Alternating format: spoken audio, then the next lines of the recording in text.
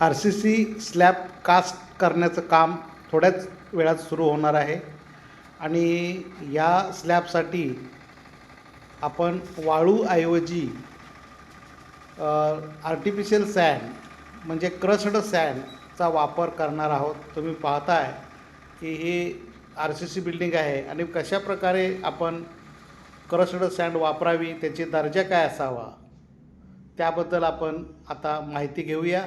तर हा व्हिडिओ शेवटपर्यंत पहा आणि क्रस्ड सँडसाठी किंवा क्रस्ड सँड स्लॅबसाठी वापरावी का त्याबद्दल अगदी थोडक्यात आपण माहिती घेऊया.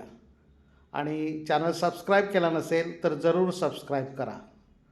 आणि या ठिकाणी तुम्ही पाहताय सुंदर असं कन्स्ट्रक्शन या ठिकाणी सुरू आहे आणि या पूर्ण स्लॅबसाठी आपण क्रस्ड सँड आर्टिफिशियल सँड वापरणार आहोत.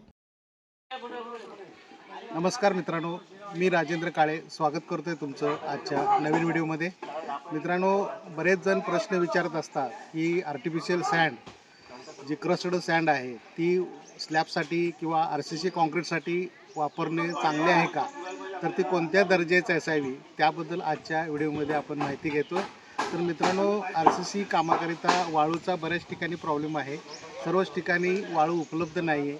नदीची वाळू असेल किंवा खाडीमधली वाळू असेल ती वापरतात, पण सर्वच ठिकाणी उपलब्ध नसल्यामुळं बऱ्याच जणांना प्रश्न येतो की आपण जी ग्रीट आहे किंवा त्याला क्रस्ड सँड म्हटलं जातं ती कोणत्या प्रकारची किंवा कोणत्या दर्जाची असावी त्याबद्दल ही तर आपण आणलेली आहे साईटवरती. आता स्लॅब आपण ह्या ग्रीटपासूनच टाकणार आहोत. तर ही ग्रीट जी आहे ही स्टँडर्ड आहे.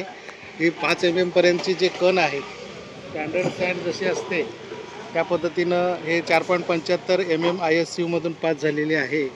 आणि 10 mm आणि 20 mm जी खडी आहे ती सुद्धा या ठिकाणी तुम्हाला पाहायला मिळते. हे RCCमध्ये M20 ग्रेड कॉन्क्रीट मिनिमम वापरलं जातं. एकास 1.5 स्टील आणि अल्ट्राटेक सिमेंट आपण वापरणार आहोत. तर अशा पद्धतीने ही ग्रीट तुम्ही कोणत्याही RCC कामासाठी वापरू शकताय. तर ही ग्रीट बारकाईने बघा, याच्यामध्ये कुठल्याही प्रकारची डस्ट नाही आहे, कचरा नाही आहे. झूम करून दाखवा. तर ही अशा प्रकारची क्रस्ड सँड असावी, तुम्ही पाहताय.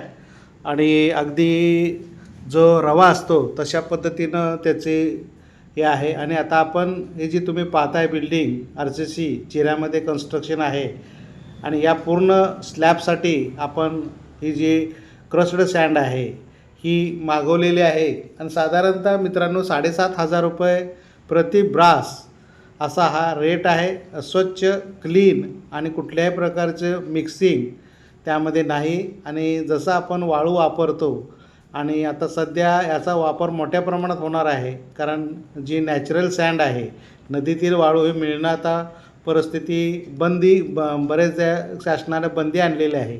त्यामुळे भविष्यात तुम्हाला सर्वच कामासाठी क्रस्ड सँड किंवा सिलिका याचा वापर करावा लागणार आहे. आणि तुम्ही पाहताय अशा पद्धतीनं RCC स्लॅबसाठी कन्स्ट्रक्शन चालू आहे आणि सुंदर असं त्या ठिकाणी माल तयार होतो आहे. तुम्ही पहा की जरी क्रस्ड सँड, उलट क्रस्ड सँडमुळं स्टील गंजत नाही मित्रांनो, कारण आपण जे वाळू वापरतो खाडीमधील त्यामध्ये क्षारचं प्रमाण असतं, त्यामुळं आतील जे रेन्फोर्समेंट असतात ते गंजू शकतात. तर क्रस्ड सँडमुळं स्लॅबचं आयुष्य, RCC मेंबरचं आयुष्य वाढतं हे लक्षात घ्या. बरेच जण म्हणतात की स्लॅबचं स्टील आतल्या का गंजतं, तर त्याचं कारणीभूत म्हणजे वाळूचा मध्ये असणारं क्षार, मिठाचं प्रमाण. आणि म्हणून माझं असं रिकमेंड असेल की तुम्ही जी खाडीची वाळू असेल, क्षारयुक्त वाळूऐवजी क्रस्ड सँड किंवा आर्टिफिशियल सँड वापरा आणि काम मजबूत होतं आहे. तुम्हालासुद्धा आणखीन काही बांधकामाबद्दलचे प्रश्न असतील तर कमेंट करून विचारू शकता. आणि तुम्हाला 2D 3D प्लॅनिंग करून हवा असेल, RCC डिझाईन हवा असेल तर आम्ही तो ऑनलाईन सेवा देतो आहे. वरती जो नंबर दिलेला आहे त्या नंबरवरती आमच्याशी कॉन्टॅक्ट करू शकता आणि आम्ही ऑनलाईन ही सेवा देतो आहे. तर अशा पद्धतीनं हे कन्स्ट्रक्शन मित्रांनो, पूर्ण स्लॅबला आपण क्रस्ड सँड वापरावी, त्यामध्ये कुठल्याही प्रकारची भेसळ असता कामा नये. तुम्ही आता पाहिलेले आहे त्या पद्धतीनंच क्रस्ड सँड असावी. ही प्रॉपर किंवा रस्त्यावरची टाकणारी फक्की नसावी, लक्षात घ्या. त्याच्यामध्ये पावडरचं प्रमाण कमी म्हणजे नसावंच. जसा रवा असतो गव्हाचा तशा पद्धतीनं जाड रवा एकदम पण मोठा नव्हे, तर ते 5 MMच्या आतील कण असायला पाहिजेत. तर अशा पद्धतीनं हे कन्स्ट्रक्शन मित्रांनो सुरू आहे. आणि हा व्हिडिओ आवडला तर जरूर लाईक व शेअर करा. आणि जर तुम्हाला प्लॅनिंग करून हवा असेल, 3D इलेव्हेशन हवं असेल, चिऱ्याचं डिझाईन हवं असेल, तर वरती जो नंबर दिलेला आहे त्या नंबरवरती आमच्याशी कॉन्टॅक्ट करा. आम्ही ऑनलाईन सेवा देतो आहे. तर आजचा व्हिडिओ आपण इथं समाप्त करतो आहे. आजचा व्हिडिओ शेवटपर्यंत पाहिल्याबद्दल थँक्यू, धन्यवाद.